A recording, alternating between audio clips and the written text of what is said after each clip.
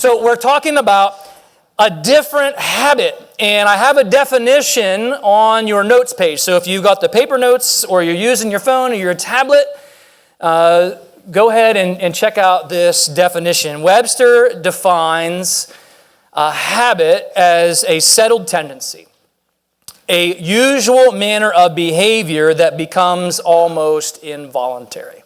Just think about that definition. It's a settled tendency.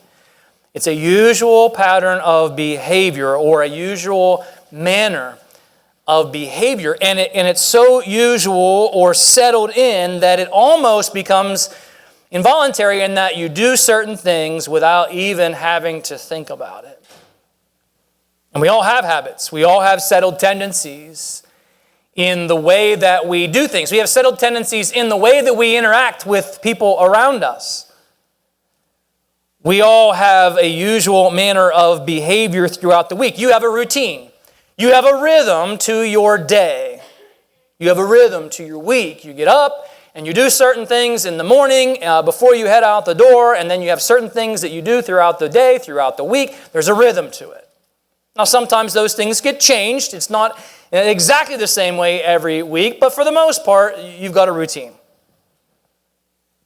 We have settled tendencies in the way that we respond to stress. Sometimes we respond to stress in a way that is God-honoring and sometimes not. But you've got a settled tendency, a usual pattern of behavior in the way that you respond to stress. We have a usual manner in the way that we prioritize time. Sometimes there are factors in our lives that force us to do things differently. But for the most part, you have a settled pattern, a tendency in the way that you prioritize time. We have settled tendencies in things like how, what, when we eat.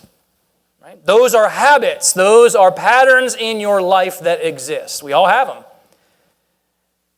You have a habit to how you interact with God. You have a usual manner of behavior for when you read the Bible and when you pray. Now, maybe you only read the Bible when you come here on Sunday, and maybe you only pray when you're in trouble, but you have a tendency, you have a pattern of behavior for when you interact and how you interact with God. We all do, even if it's none. You have a habit to how you live out your faith. There is a usual manner of behavior when it comes to sharing your faith. Maybe it's not at all, maybe it's very intentionally, but you have settled tendencies when it comes to conversations and opportunities that arise throughout the week when it comes to sharing your faith. You have a habit on how consistently you obey God's word, how committed you are to connecting to God's family. Right? You have tendencies, you have a usual pattern of behavior.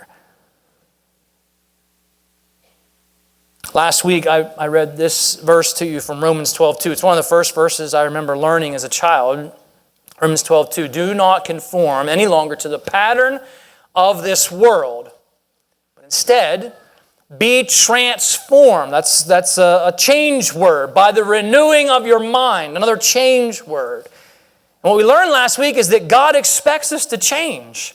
God expects our lives to change. He expects our hearts to change, our behaviors to change. God has that expectation for our lives. He wants us to conform to the likeness of Jesus, not conform to the pattern or the likeness of the culture that we live in. Right? That's God's expectation of us. And that's when we translate that into what we're talking about, when we talk about habits, that's God's expectation of our habits. As a follower of Jesus Christ, our habits should conform to the likeness of Jesus, not to the culture that we live in. And even as I say that, it's probably not shocking to most of you in the room. I say that, and probably the majority of you sitting here aren't thinking, what? I had no idea that God had expectations for my habits, for the tendencies in my life, for the usual patterns of behavior in my life. This is brand new information. It's probably not the majority of people in the room that are thinking that. And yet, my next statement probably, if it doesn't shock you, will probably at least make you uncomfortable. You have habits in your life. You have settled tendencies and usual patterns of behavior, you ready? That need to change.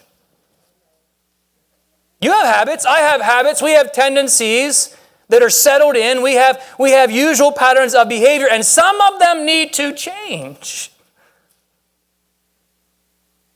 That statement might cause you to lean in and wonder, okay, well, what?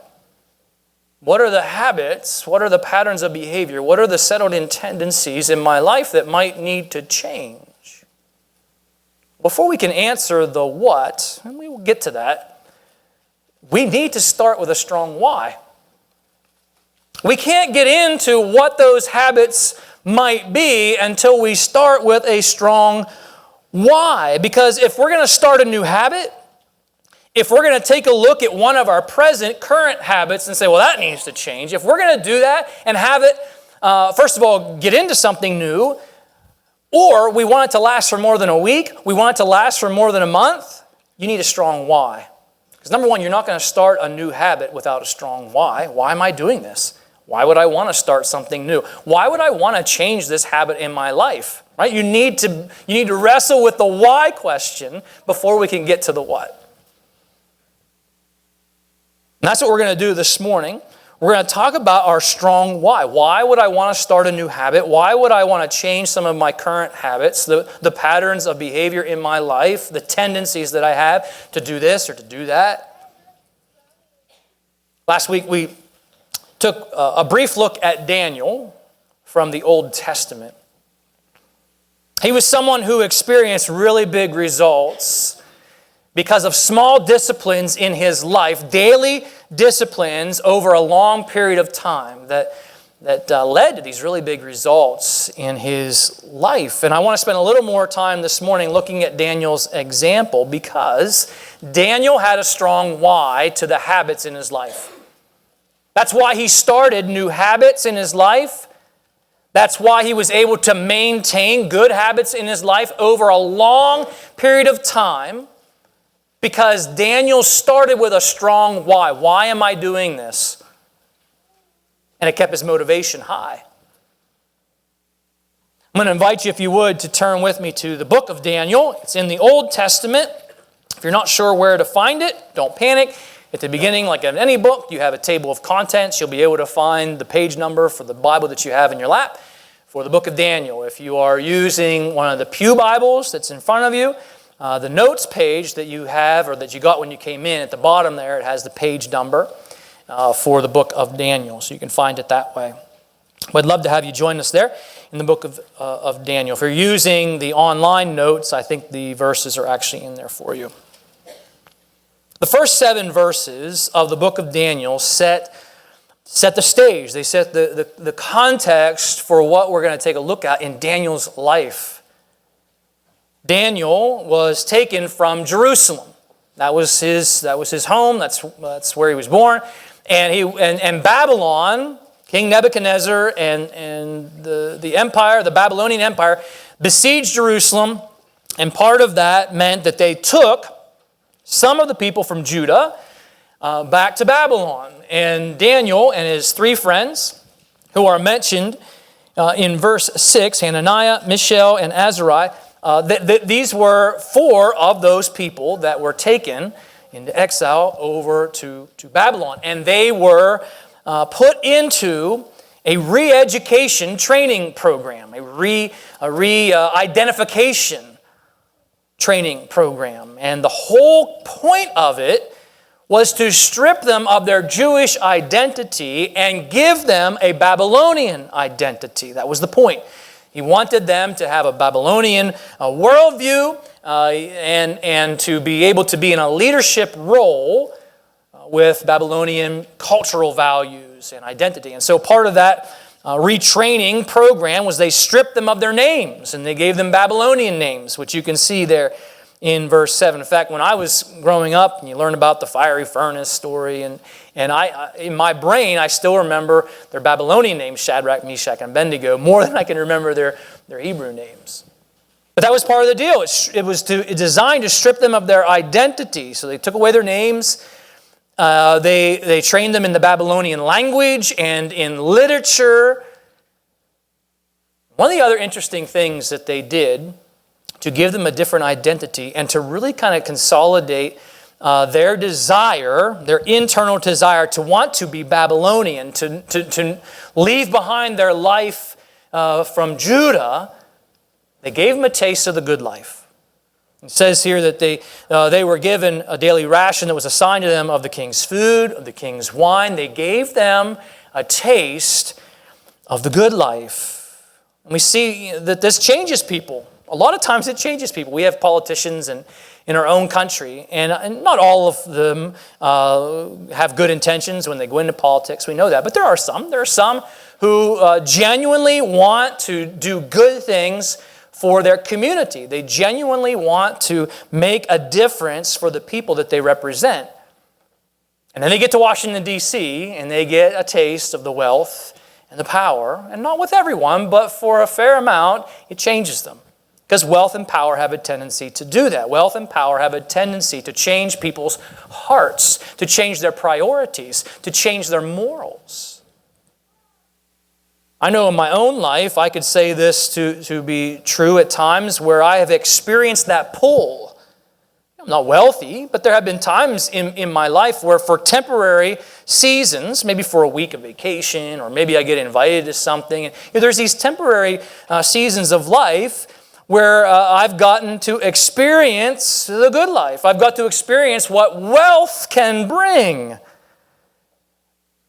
And in those seasons, there have been times where there's like this moment where my heart says, wow, I can get used to this. This is nice, what wealth can bring. And there have been moments where I'll turn to my wife and I'll say something like, is it too late to go back to law school? I mean, this is really nice. And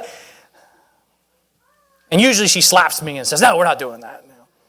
I sold that this morning in first service, and they're like, oh, your wife beat you.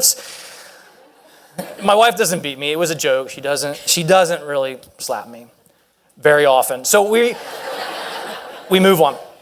I'm thankful for a wife who does help me recenter perspective. But there have been moments, right? There have been moments when that I felt that pull towards wealth, towards power.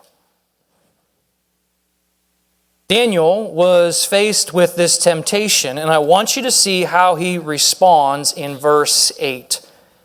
Chapter 1, verse 8, but Daniel was determined not to defile himself by eating the food and the wine given to them by the king. And he asked the chief of staff for permission not to eat these unacceptable foods.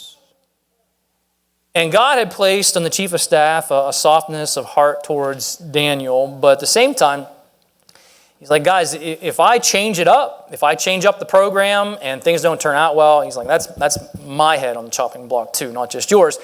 And so they're having this conversation, and Daniel says to him down in verse 12, well, let's just test it out. Let's just do it for 10 days. 10 days, give us vegetables and water. That's it. Just 10 days, let's try it and see what happens. Then you can look at us, and you can look at the rest of the people in the training program, and then make an informed decision at that point. So he agrees to that.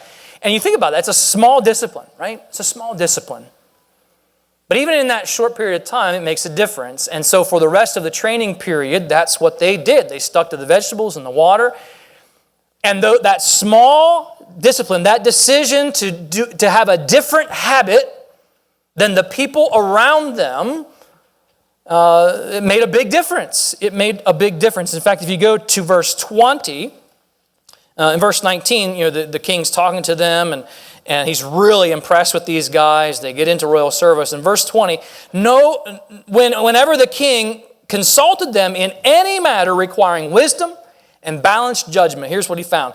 Those guys were 10 times better.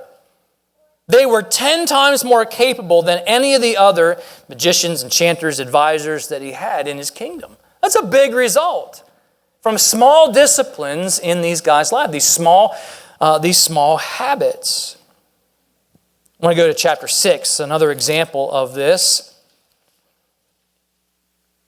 Daniel, in that case, resolved in his heart that it was more important to have a right relationship with God than it was to fall in line and enjoy the good life. He didn't want to defile himself. He had this strong why. And we see the same thing in chapter 6, where you have this change in government. The Babylonians are no longer in power. The Medes and Persians come in, they take over the country. And so you have this change not only in government, but in all the leadership. The culture is changed. The rules are all changed. The way things are done, all these values. This is a different system. And Daniel is selected to be kind of like a lieutenant governor, along with some other lieutenant governors. And the other guys that were selected were not followers of God. And they didn't like Daniel. And they didn't want Daniel to have influence in the kingdom. And that's a pretty common thing that happens in government. You know, when you got power at stake and jealousy gets involved, you know, sometimes people do some pretty rotten things. And that's what happened in chapter 6, verse 4. The other administrators and high officers, they began searching for some fault in the way Daniel was handling government affairs. So they're launching this investigation into the life of Daniel, but they couldn't find anything to criticize him about. They couldn't find anything to condemn him for. Now think about that. Someone in a government position without any corruption, it's a big deal, right? That's a pretty big deal. He was faithful. He was always responsible. He was completely trustworthy. How unusual is that in government? This is what they concluded. You know, our only chance of finding grounds to accuse Daniel, because we've got to get rid of this guy, the only way we're going to do that, they said, we've got to find something in connection with the rules of his religion. If we're going to get rid of Daniel, we got to find something that has to do with the habits of his life that are connected to his faith, because he's committed to that. So that's what they did. They came up with, they passed this law, and the law said no more prayer. If you want to pray, you can pray to Darius, our leader, but no more prayer unless you're praying to him. And his response to that in verse 10 is this. So the law is no prayer. Don't pray unless you're praying to Darius. No prayer. Verse 10, when Daniel learned that the law had been signed, what did he do? He went home, he knelt down. As usual, this was the habit of his life. This was the normal pattern of his life. As usual, in his upstairs room, window open towards Jerusalem, and he prayed. 3 times a day, down on his knees, window open, prayed. Just as he had always done. This is the habit of his life. This is the tendency, the pattern of his life. He prayed and gave thanks to God. Small discipline over time, committed to this small discipline over time, big results in his life. I mean, think about a man in a position of authority in government without corruption is a big deal. And Daniel accepted the consequences of his actions. The consequences of prayer, in this case, death by lion. Not a pleasant way to die. Death by lion. We're going to throw you in the lion's den. They're going to eat you. And it's terrible. Okay, if that's the consequences, I'm not going to stop this habit in my life of praying. It's a pretty strong why. And what is his why? He has to have one. Look at verse 22. If you know the story, God rescues him from the lions. They don't eat him. And he has this conversation with Darius at the end. And this is Daniel's response in verse 22. My God sent his angel to shut the lions' mouths so that they would not hurt me. Watch. For I have been found innocent in his sight. That's the why. That was his strong why. I would rather be found innocent in God's sight than innocent in your sight for this crazy law. That was a pretty strong why for Daniel that kept him committed to these habits in his life. He wanted to please God more than he wanted to please men.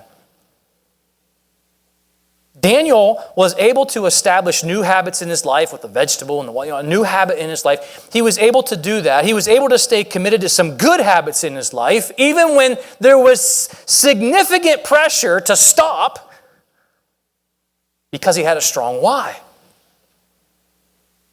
We all have habits. You have habits. I have habits. We have settled tendencies. We have usual manners of behavior. We have routines. We have rhythms to our lives. And some of them need to change. But the thing about habits is this. They're not just going to change. And they're certainly not going to change if you don't have a strong why. You're just not going to start a new habit if you don't have a strong why you're doing that. And you're not going to stay committed to changing a habit over a long period if you don't have a strong why. Pastor Matt down at our Juniata campus is he's helping us. We're trying to restart that church. We're trying to take a church that, I don't know if you want to define it as dead or almost dead, I'm not sure, but we're trying to turn that church around and revitalize and restart it. And one of the books that he read, passed on to me, this book, The Anatomy of a Revived Church. Good stuff about some of the things that need to change if you're going to turn a church around. But what I found interesting about the very first chapter, there was a guy named Alan Deutschman, and I hope I pronounced that right, but he wrote this book called Change or Die. Change or Die, back in 2007. And what's interesting about what he found is this. He studied the patterns of behaviors in people's lives, especially when it came to change. Change or Die was the name of the book. And he said this: if given a choice between life and death, that's a pretty significant choice, right? Life or death, you have the choice. Most people, in context of the book, leaders, churches, most people choose death if life requires substantive changes.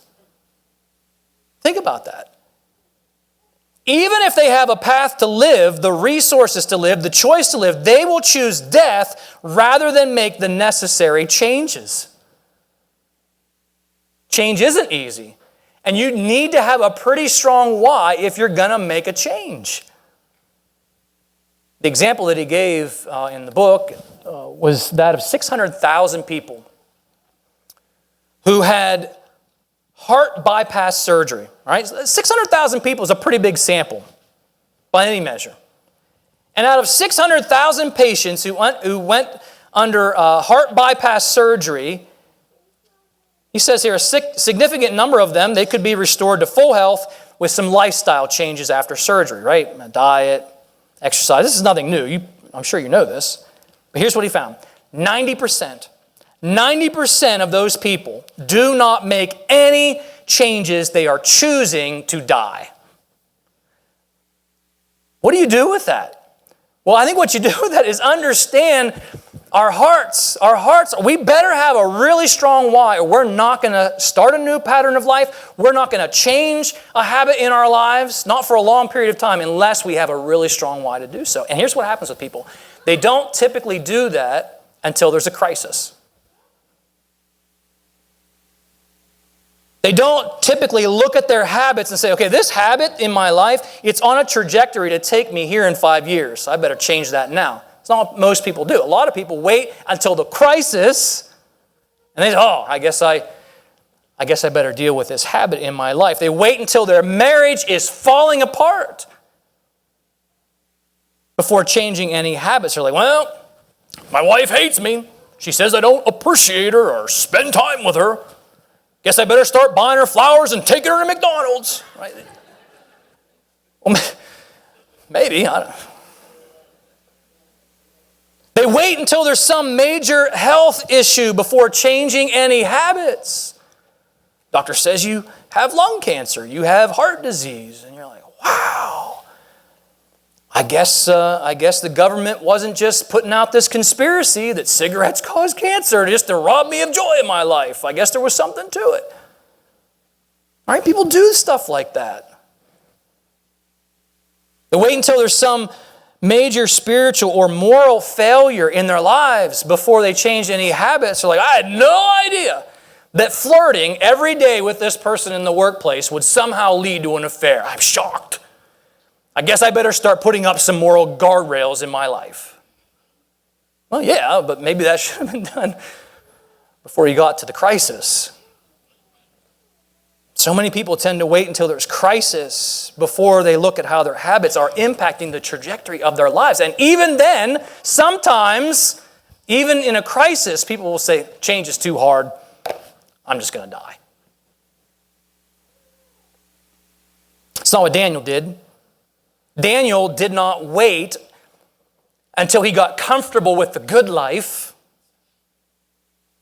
which then would have taken his heart, drifted away from God and the things that would honor God, and come to this crisis in his life where if you pray, you're going to die. And then have to, what am I going to do? I don't know what I'm going to do. It's not what he did. He had a strong why that kept him from moving in a direction where his heart would be compromised. You think about Daniel's friends, those 4 guys we mentioned. King Nebi puts up this big statue, and he says, everyone's got to worship the big statue, and if you don't bow down and worship the statue, it's death by fire. And those guys didn't wait until it was a choice between life and death to start new habits in their lives. They had started that when they first got to Babylon, vegetables and water. Small habits. Why? Because we don't want to be defiled. Because we don't want our hearts to move away from God. That's why. And it kept their motivation high. You have habits. We have habits. We have settled tendencies and usual manners of behaviors. We have routines. We have rhythms to our lives, and some of them need to change. But to figure out which ones, we've got to figure out the why. I want to give you an example of what I'm talking about. On the notes page, whether you're looking at on your phones or on the paper, on your notes page, I have just a sample of some of the whats. Some whats to consider. Things like, evaluating how often I go to church. Right? Some of you are going to put down, I'm there every week. Some of you are going to put something different. Right? That's a habit. That's a rhythm of life decision that you've made. I participate in a grace group a certain amount of times a month. All right? Some of you, it's like 0. Some of you, it's like every week. Right? That's a decision. That's a pattern of behavior in your life that you have chosen, one way or the other. Right? And it has a trajectory to it. But that's your habit. How often you read your Bible, right? Is it 0 minutes? Is it 20 minutes, right? So many times a week. You have a pattern to that. You have a tendency to that. How often you pray, or how often you share your faith, right? We all have opportunities that are given to us by God, not to live out our faith, to share our faith. They exist. How intentional are we about them? Some of us are very intentional. Some of us are not. We talk about our percentage of income giving to support local church ministry, right? That's an obedience issue. That's a learning to depend on God issue. That is a learning to be generous and not selfish issue. There's a lot of good reasons why we would want to participate in percentage giving to the local church. Not everyone does it, though. How about when you're feeling stress? You have a certain way of responding to that stress. Some of you deal with that stress in a God-honoring way, but not everybody does. You have a certain way you prioritize your schedule. Some of you, it's God first. That's how you, for the most part, you figure out God first, that's the priority, and then you schedule from God out. Not everybody does. You find ways. Some of you are intentionally looking for ways to strengthen your marriage. Some of you haven't thought about your marriage and the condition of it since the day you got married. Some of you are intentionally working at discipleship and you're discipling your children. And you're purposeful about it. Some of you aren't. My point is this. You can go down through a list like this or another one and you can say, these are my habits. This is what they are. Good, bad, whatever. These are the established patterns of my life. Okay, so that's the what. Some of it needs to change. I'm sure you go through a list like that, there's something on there, it's like, okay, that's not great. That would need to change. That would be an example of something that needs to change. If you want that to change, you better have a strong why or it's not going to change. You need something that's going to motivate your heart to start something new. You're going to need something that's going to motivate your heart to keep that motivation high, because it's going to get hard, right? There's going to be something that's going to come in conflict with that priority. I'm going to put God first. There's something coming this week that's going to come in conflict with that priority. And if you don't have a strong why, you know what you're going to do? I'm going to go back into the old pattern of life. You say, why? What would be the why? You look at a habit and needs to change. Why? Well, because I want to have a strong marriage. I don't want to just have a roommate that I'm living with for 50 years. I want to have a strong marriage. That's a strong why that would motivate us to start new habits, to look at the current habits that we have, what's working, what's not. I want to have a strong family. That's a strong why, reason why you would want to make the time to have family devotions, why you would want to prioritize discipleship in your family. I want to be a healthy disciple of Jesus. Why do you spend an extra hour every week connecting to that grace group? Because I want to be a strong disciple of Jesus, and being connected to those other believers encourages me and keeps me accountable and helps me grow. So I'm going to keep doing it. Why would you deny yourself this purchase or this credit card, a little bit of credit? Why would you deny yourself that? The strong why would be, I don't want to be in debt. I want to be able to have financial freedom. I want to be able to be generous. I can't do that if I'm crushed by debt. That's a strong why. You would want different patterns in your life if the trajectory that you're on is leading towards crushing debt. Why would you get up early, or maybe after a long day of work, why would you go and exercise? Why would you not have the entire box of Cinnabon buns? Why would you not do that? They're delicious. And the strong why might be because I want to be healthy enough to bless my family, to bless my church, to be able to serve God. And if I'm not healthy enough to do that, that's not good. Daniel did not wait for a crisis in his life to start a new habit. And he had these strong whys that kept those good habits in his life motivated enough to keep doing them even when the pressure got hard. And I'm asking, is that what you want in your life? Because that's what I want in my life. I want to be able to stand before God, and I want to be able to hear Him say, well done, good and faithful servant. That motivates my heart to want to keep going. Even when I fall short, even when I fail. All right, let's get up and keep going, because that's what I want to hear when I die. We all have habits. We have settled tendencies. We have usual manners of behavior. And some of them, they need to change. But for us to figure out which ones, we need a strong why. Some of you maybe aren't even a follower of Jesus yet. And I just want to take a minute and talk to you. Because I don't want you leaving here today thinking that we're just talking about, let's take 5 steps to a better life. Eat better and get some exercise, bring flowers to your wife, enjoy your best life. That's not what we're talking about today. Everything that we talked about today is rooted in the truth of the gospel of Jesus Christ. The gospel says that God wants to change our hearts, that God wants to change our lives. The gospel says that the sinful habits of this world are going to lead to spiritual death. They're going to lead to separation from God. The gospel says that Jesus Christ is sinless, and He came to die on the cross as a perfect sacrifice for that sin that you and I are entrenched in, so that we could have freedom, so that we could have forgiveness, so that we could have a change of life and heart, to give us His righteousness so our habits, the patterns of our lives, could be transformed. The gospel is a message of change, a change from spiritual death to spiritual life. A change from enemy of God to child of God. A change from hopeless, futile existence to one of hope and purpose. A change from sinful manners of behavior to habits that honor God and just make our lives better. That's a pretty strong why you need Jesus in your life.